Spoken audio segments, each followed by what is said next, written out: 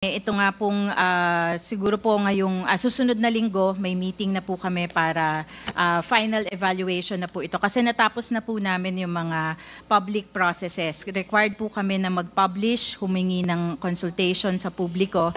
Natapos na po namin yun. So Okay. evaluation na po. Salamat po, ma'am. Ito po, may hawak po akong dalawang dokumento. Isang draft partial initial determination. Ito, covered period of 2016 to 2020. At isang draft final determination 2016 to 2020. This was published noong September 2023 at ito naman noong August 2024. Will you confirm that you have the already signed?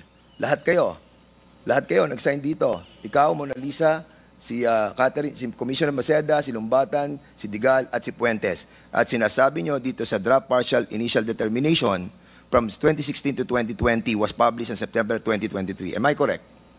Tama po yan, Mr. At ito naman published August 2024.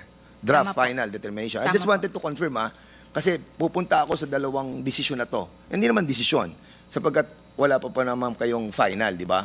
And I just wanted to be cleared kasi medyo ako confused ako sa mga desisyon dito na sa mga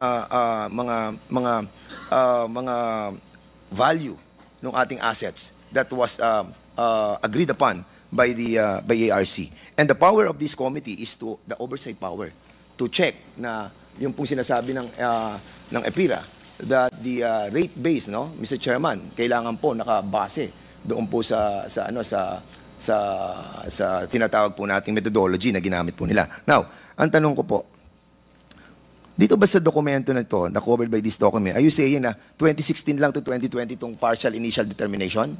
Tama po. Tama. At ito naman, 21 to 22? Hindi po, buo na po. Buo na. 2016 to 2022. So, imbis na 5 taon tayo ngayon, 7 taon na yung ating pong fourth regulatory period. Tama po. Am I correct? Okay. So, sinabi ninyo doon sa draft final determination which covers the 2016 to 2022, sabi mo, na-post to noong August 24 at na-post din to nung September. Dito sa discussion to, napasama yung commission and completed projects should be allowed to be recovered by NGCP. At dito sa decision nyo at dito sa draft ninyo, nakalagay din yung spent. Am I correct? Tama po ba yung sabihin na nakalagay pareho dito yung commission and useful ng mga projects? Mr. Chairman, point of order. We cannot be discussing non-final decisions and merely temporary drafts. Otherwise will be intruding into the authority of the ARC in finally determining what should be done to this particular period for reset. Mr. Chairman, How can we be discussing drafts? Mr. Chairman. I would just like to ask. Mr. Chairman. Ms. Di Balanta, are you agreeing to discuss here something that you have not finally decided on? Mr. Chairman, that's the reason why we have this. Honorable Dan Fernandez. That's the reason why, Mr. Chairman, that we have this oversight power to check the abuse of some agencies of our government, especially na maapektuhan yung sinacharge sa ating taong bayan. Pera ng taong bayan ito sinacharge natin Yung ang sinasabi natin dito ng mga proyekto na hindi pa tapos, itinacharge natin sa ating mga consumers. And yun ang pinaglalaban po natin dito. Bakit po hindi na-allow? Honorable Dan Fernandez still has the floor. Let us give him Yeah, his but time. I have the point of order. We In take any note of that, judicial Honorable. decision, you cannot question yet if that's not yet final. But These are draft. The commissioners, the chairman, will change this draft and they have that authority under the law. Okay. So how can we be discussing drafts of possible decisions? Okay. I would like to ask, Madam, because we have a point of order. Mr. Chairman, I still And have the the point of floor. order- Mr. Chairman, I still have the floor. The point of And you have order to is decide on the point of precedes order, all Mr. kinds Chairman. of statements. Decide on the point of order. Yeah, the point of order is precedes all.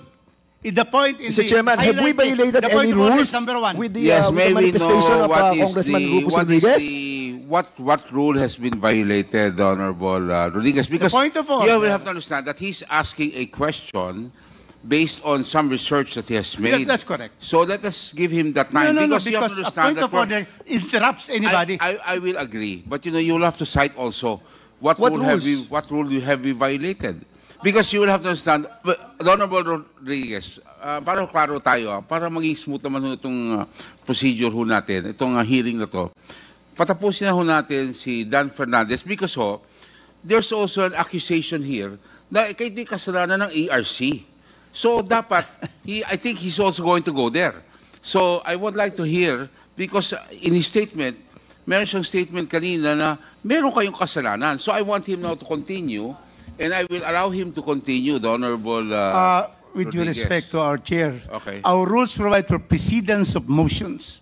And in the proceedings of motions, the rules of Congress, it says that the point of order has precedence over all other discussions.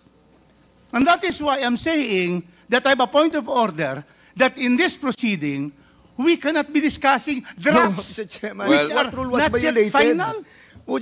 Mr. Chairman, what rule was violated? Tama I po think- yun. Rule on the precedence Tama po of yun. Mr. Chair, 2-minute Pero break, ang Mr. rule Chair. na nga, Break.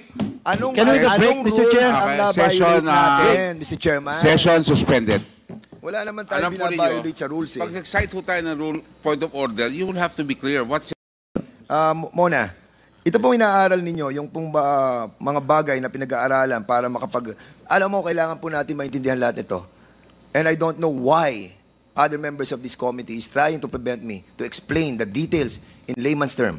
Ngayon, ang ating pong Mona, so, sa pagbibigay ng tamang taripa na ikakarga sa taong bayan, ano yung mga kino-consider dito? Ito, alam mo nyo to, ito yung return on capital, return of capital, operating expenses, taxes. Can you kindly explain briefly? Opo.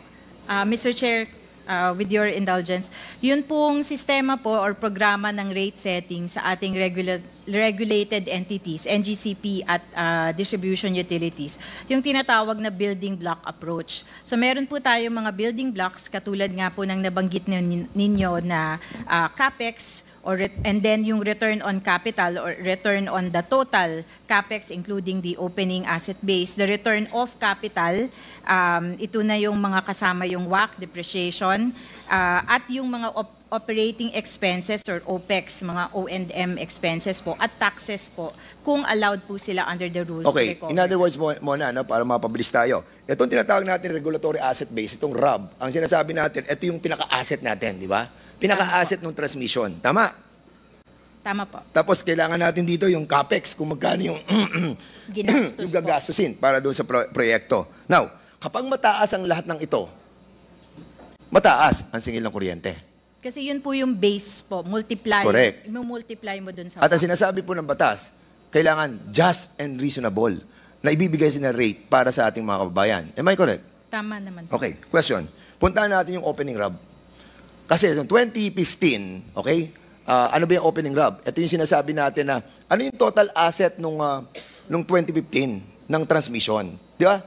May opening RAB tayo dyan tinatawag May closing. Closing na yun, tapos na yun 2011 to 2015, tapos na yung third regulatory period. Pupunta na tayo sa fourth regulatory period. At ang sabi, yung closing RAB o yung closing na asset na to, pupunta ngayon, moving forward, doon sa 2016, sa fourth regulatory period. Ang tanong, sa draft partial initial determination dito at sa draft final determination, dahil sa tinatawag na roll forward methodology na ginamit ng ERC, mahalaga na malaman.